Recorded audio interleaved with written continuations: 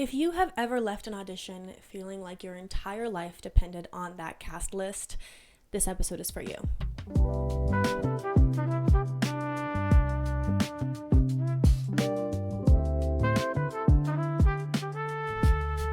Welcome back to Gap Year Diaries. I am Tula, and I'm very excited to talk about this today. This is a topic I've always wanted to have a discussion about. I think it's a very, very interesting topic that we can all get a lot of insight from, and everyone has something different to say about it. And yeah, I'm super excited to bring it to life and really have a discussion with you guys about it. Today, we'll be chatting about competition within the performing arts industry, because performing arts can feel so very cutthroat, and it wasn't designed to be cutthroat. It was designed to bring joy to people's lives and to spark conversation and to spark some ideas within our minds, like around, it can be like physical artists like painters and fashion designers, or it can be performing artists like singing and dancing and theater and acting. So I'll be focusing more on the latter today.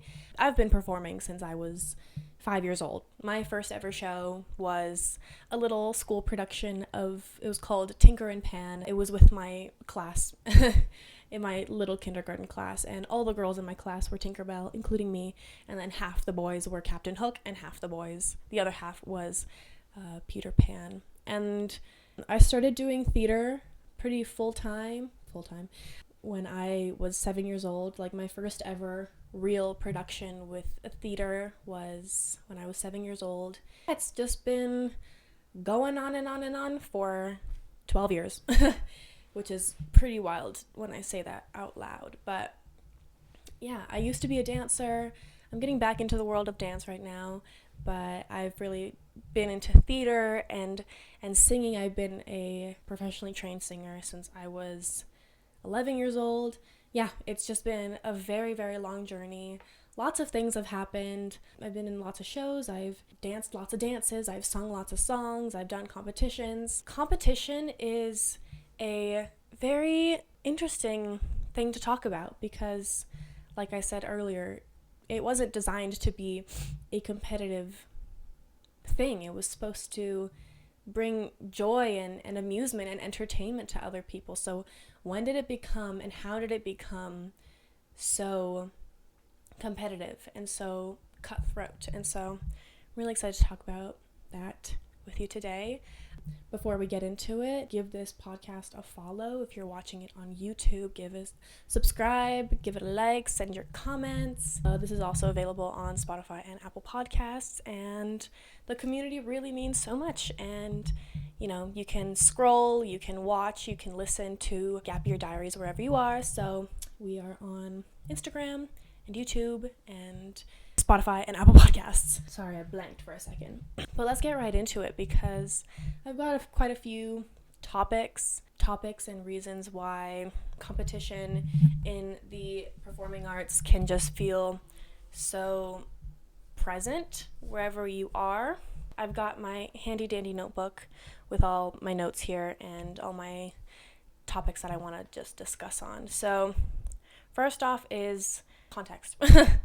Context, because, well, I think Western society and just society in general has taught us that winning is everything. And you can see this a lot in media as well. So Dance Moms, for more recent shows, you could think Popstar Academy, Dream Academy. I'm obsessed with Cat's Eye, so those came to mind. But you see how hard those girls work, and that training and development eventually led to a literal competition, a literal survival show. In Dance Moms, for example, we see Miss Abby really tear apart these girls and just teach them to compete and win. There's nothing better than winning. Abby literally says second place is the first to lose. So even if one of her students won and then another student of hers got second place, she used to go up to that student, whoever it was, and call her a loser to her face, and also call her a loser to her mother's face. And, with Dream Academy and Popstar Academy, like, that training was so, so rigorous. And the girls in that company in the training never really knew where it was going to get them until they reached the survival show, because they were training for so, so, so long. And competition can really fester and start accumulating, and you can start really feeling the energy of competition when other people are telling you what is good, what is right, and what is not good, and what is not correct. And in some cases, it can be like your technique is off and you need to strengthen your technique. But art is so subjective. That's like the whole point of art, because you can see one artist, you can see one performer do a dance or sing a song or interpret a piece of lyrics or a monologue, and that might be different than how you interpret that piece. And that's the whole point. It's to see, how do people take this piece of art and make it their own? That is like the whole point of art. And so when you're in training, in class, in school maybe, and you have so many different opinions telling you what is right and what is not right, and you can see them also treat, your colleagues or classmates, and they say that they're doing great, and then you start to think, like, oh, what is it that they're doing that I'm not? And that's when competition really starts to build up. And so I felt this in a lot of parts of my life, because I've done so many auditions in my life. I've done so many dance classes, so many voice classes, so many vocal competitions. And the competition just can be really fierce, because there are so many talented people, and you can also work so hard and you can be so talented, and sometimes you just don't get the result that you want. Like, there was one time when I was 13 years old, I believe, I auditioned for Shrek the Musical, and I really, really, really, really wanted to play Pinocchio. And eventually I was not cast as Pinocchio. Somebody else was cast as Pinocchio, and I just remember feeling just so resentful towards the person who played Pinocchio, towards the director, towards the whole production in general, because I was like, I'm not supposed to be here because I didn't get what I want. It really caused a lot of like mental comparison between myself and the rest of the team and the rest of the production, and I really didn't end up having a good time within that show. And it can be in so many cases, and you can audition for so many years and keep working, and you might never get like a lead role. Which brings me to my second point, which is to reframe the myth of competition. This is going to sound really corny, because I bet you've heard it, but that is, there are no small roles, only small actors. Because in art, and especially the performing arts, this is a team game. You can't just not show up because you don't like what you were cast as. Well, you can't just not participate because you didn't get the role you wanted. Sometimes individuals think, and I've definitely been there too, I definitely think that people feel like the director or everybody or just somebody has it against them, that somebody has a vendetta against somebody else. And that can be really tough sometimes. Art is a team game, and you have to show up for your team because you're an integral piece of the puzzle. Like, it doesn't matter what you were cast as. You were cast in this production for a reason. And if you were cast as ensemble, it doesn't mean that this director didn't like you. Because the truth is, if the director didn't like you, you wouldn't be cast in the show. Plain and simple. So it's so much a thing of reframing it and really just not taking things personally. Back to the topic of art being subjective, you really have to understand that your own vision of a production, of a dance, of a song, whatever, is not going to be the same vision as somebody else. And so you might audition for a show and be like, oh my gosh, I am absolutely perfect for this role. And then later on, you get cast in the show, but you don't get cast as the role you want, and somebody else gets cast. You can either choose to be resentful of the director, resentful of the person who did end up getting cast, and just overall ruin your time being in this show. Or you can reframe it and be like, that was the vision for this director's show. They clearly see that this actor was the perfect choice for this specific role. And they saw that I was the perfect choice for this perfect role.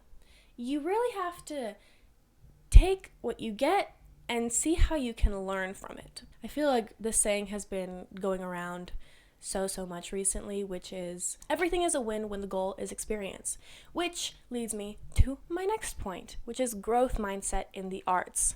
I want you to take literally every single thing you learn, every single production you're a part of, every single song you sing, every single monologue you memorize, every dance you learn, take it all as a learning experience. Even like competitions, vocal festivals, dance competitions, like any competitive environment, just take it all as a learning experience instead of looking at it as an opportunity to win.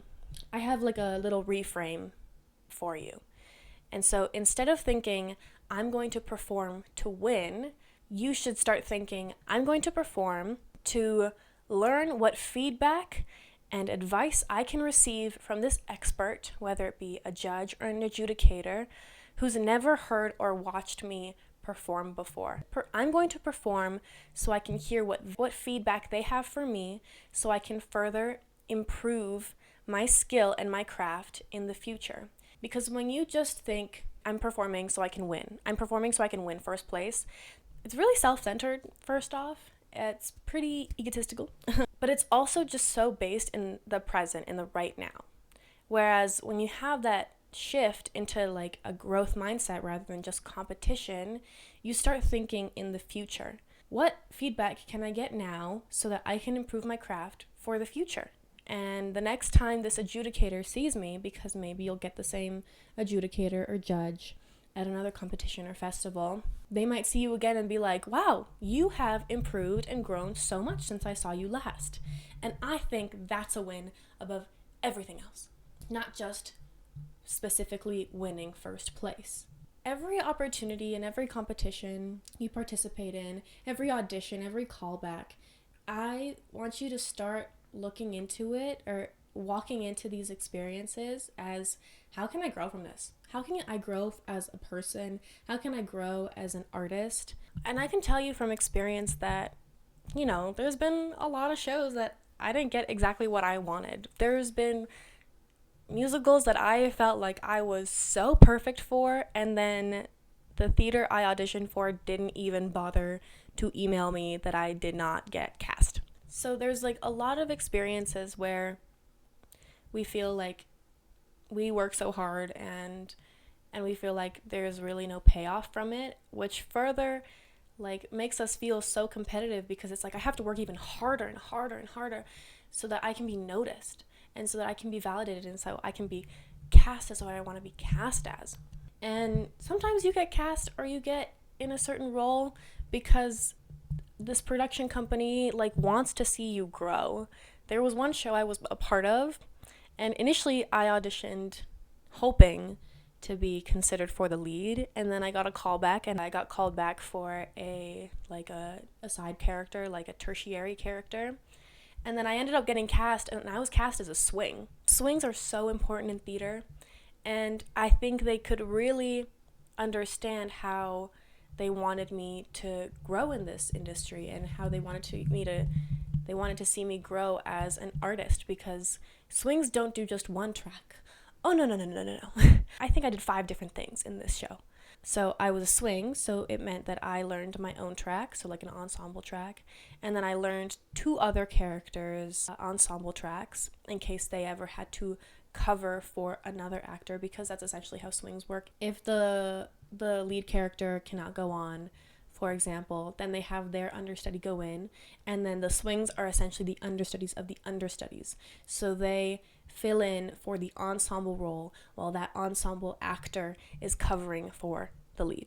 So that's what I was. So I had a ensemble track where I would perform when I wasn't covering anybody, and then I learned 2 other roles from when I did have to cover somebody.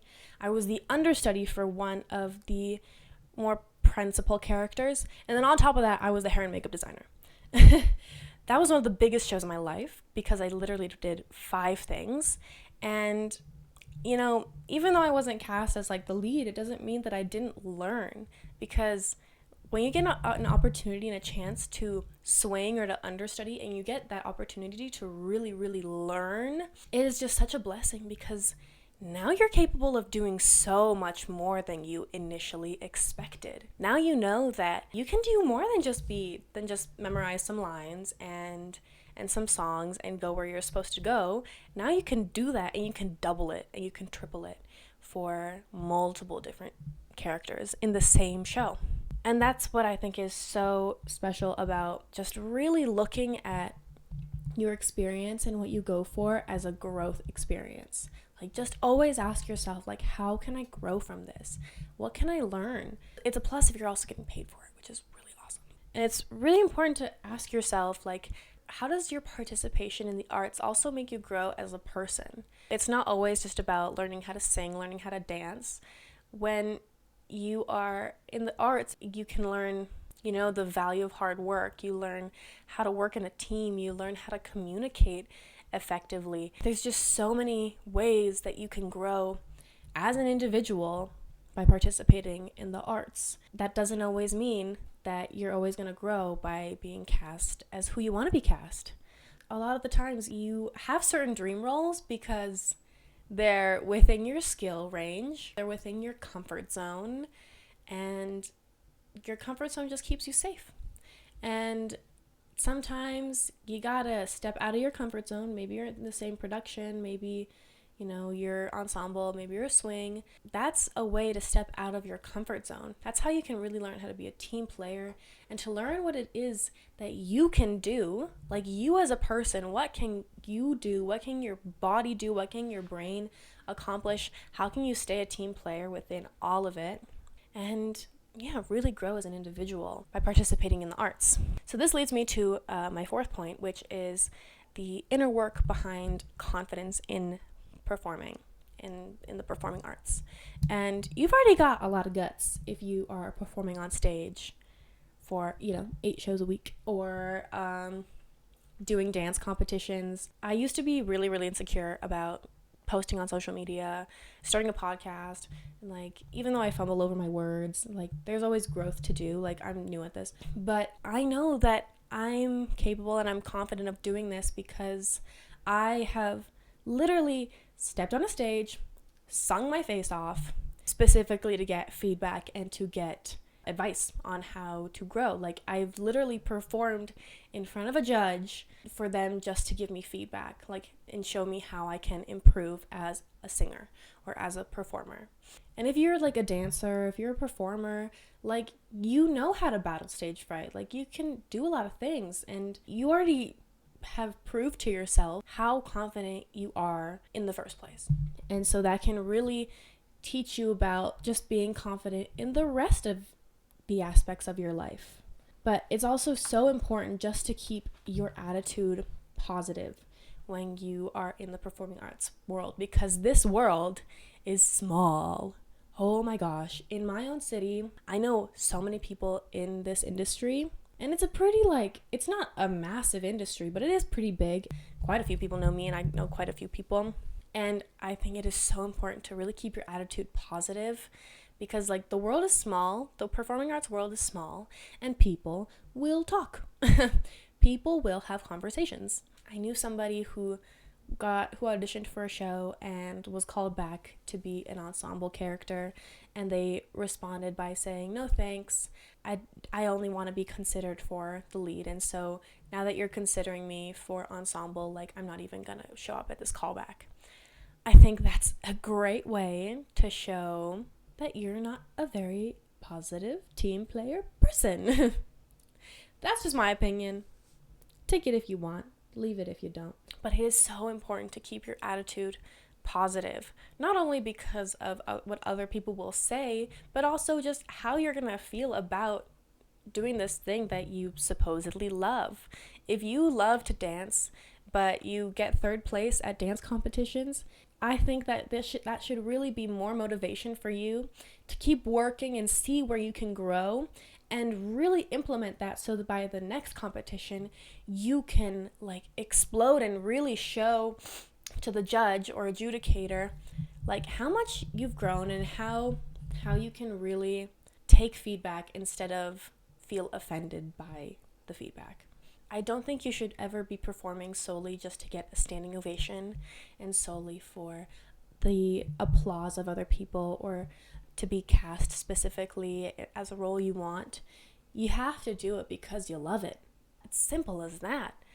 And sometimes it can be motivation, because I'm not going to lie to you, I used to be a very bad practicer, and I used to not practice when I had to learn songs or had to practice for ballet exams. Like, I used to not practice, and that would reflect on my mark because I don't remember ever getting higher than like a 70% in my ballet exams. And whoop-de-doo, aren't we surprised I didn't practice? But when you practice and when you really dedicate yourself to just loving the art and like enjoying the process of learning and growing, oh my gosh, look at that. You're going to grow and other people are going to see it too. Because, like, I won't lie, when I started getting first place in vocal competitions and festivals, it made me want to practice more because I wanted to win more.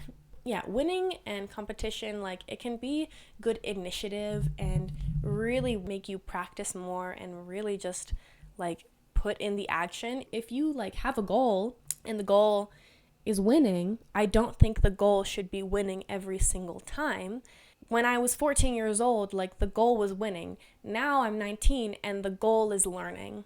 So obviously things can shift and change as you grow older. But when you have a goal, you want to take the steps to achieve that goal. In the world of performance, there's going to be harsh critiques and people who like are really, really, really nitpicky and perfectionistic about how you perform and how you learn. Take the K-pop training methodology. Take that, for example, like Popstar Academy, like Dream Academy. EJ, the woman who wrote the music for K-pop Demon Hunters, like, they are so extensively trained since they are like 12 years old. For the Cat's Eye girls, like, they started training, I think they trained for like 2 years before they started doing Dream Academy, and then they did that for a year, and then it was literally like 3 years of training before they could like really step out on stage. And even if, some things don't work out, it doesn't mean that you should give up. Rejection is divine redirection.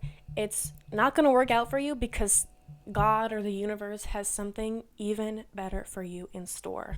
One of the Dream Academy or Popstar Academy trainees, Adela, from the training and development days, like, she worked so hard. The dancers loved her and the instructors loved her. And then it didn't end up working out. And she was like the first person eliminated from Dream Academy. But that rejection was in fact divine redirection, because look at her now. She is popping off. I'm obsessed with Adela. Oh my gosh, I do love Adela's music so much, and I love her audacity. But like, that wouldn't have happened if she ended up making it to Cat's Eye. And Daniela from Cat's Eye, Daniela Avancini, my Cuban queen, like, she's been on America's Got Talent. She was on So You Think You Can Dance.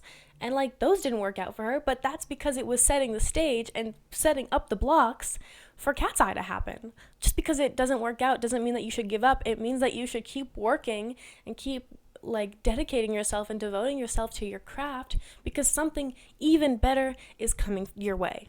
If I don't get cast in a musical, or if I don't get a certain job, like, it's okay, because I know that something better is happening and coming my way. I'll tell you guys a little secret. I submitted for Buena Vista Social Club, the musical. Oh my gosh. I don't know if I'll get it, but that's okay. I submitted, and maybe I don't get certain jobs because things are leading to that. Maybe I won't get that, but that's because it's leading me to something even better. Kind of circling back to the performing arts world is small. It is much smaller than you think. Use that to your advantage and use it to network and create friendships and relationships with people. and don't be a sourpuss and potentially wreck your career before it's even started, because I don't want that to happen to you, and I'm sure you don't want that to happen to you. This has been a long episode, but I'm really glad I got to chat about this, and I know I fumble over my words. This is episode 2. I'm not going to be like the amazing other podcasters. I'm not going to compare my chapter 1 to their chapter 100. When it comes to performing arts, really take that into mind as well, because you might be a newbie and you might be performing alongside somebody who's been doing it professionally for 10 years, and you shouldn't compare yourself with other people who are on different paths than you. And so I do just want to leave you guys with some main points to remember and take away from this episode. If there's anything you remember and take away from this episode, I want it to be this. Art is not about winning. It is about feeding your soul and feeding your passion. Art is subjective, and it's all about feeding the soul. That I strongly believe that 1000%. It shouldn't be about winning. It shouldn't be about getting cast as something. It shouldn't be about selling a painting for $1 million. It should be about really training your craft and really making it your own. You are part of a team, especially in the dance world, music world, theater world. You are part of a team, and so really show up for your team. Don't be late to your rehearsals. Don't be late to dance class, because it doesn't just affect you and your dance teacher, it affects your entire team. Number 3, rejection is divine redirection. If something doesn't work out, it just means that it's making space for the thing that's even better, that you could have never expected. It's going to be even better than what you initially wanted. Number 4, stay rooted in growth and not validation. When you do your art to be validated by somebody else, it is not your own art. If there's anybody that should be validating your work and your art, it should be yourself. And when you get external opinions and critiques and feedback, see it as opportunities to grow your craft and to grow your skill. But always validate yourself first, and always, always, always validate yourself, because if nobody else is going to validate your work, at least you always have you. You're always going to have yourself. And number 5, your attitude is your reputation. So have a good attitude and just always be positive and see things as an opportunity to grow and to learn and to expand, rather than just seeing how it can benefit yourself and only you. So to wrap this up, I just want to remind you of a few things that I really hope encourage you on your path of being an artist and a human, and that is, your worth is not tied to a cast list. If you love the work you're doing, you have already won, my friend. You don't need to prove yourself to anyone else but yourself. Show up for the craft and not the competition. And finally, trying is so sexy.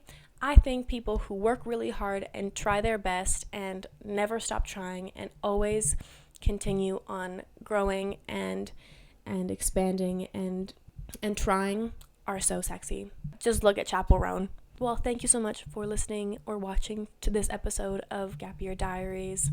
I appreciate you guys so much. Give your loved ones a hug. Make sure to follow this podcast on Apple, Spotify, YouTube, wherever you're listening. Drop a comment. I'd love to know what your thoughts are, and really just continue the conversation, because honestly, there are so many more things I could talk about, but I'm going to wrap it up here. You can watch Gap Year Diaries. You can listen to Gap Year Diaries. You can scroll Gap Year Diaries. My name is Tula. Thank you so much for listening. I love you so much, and have an amazing day.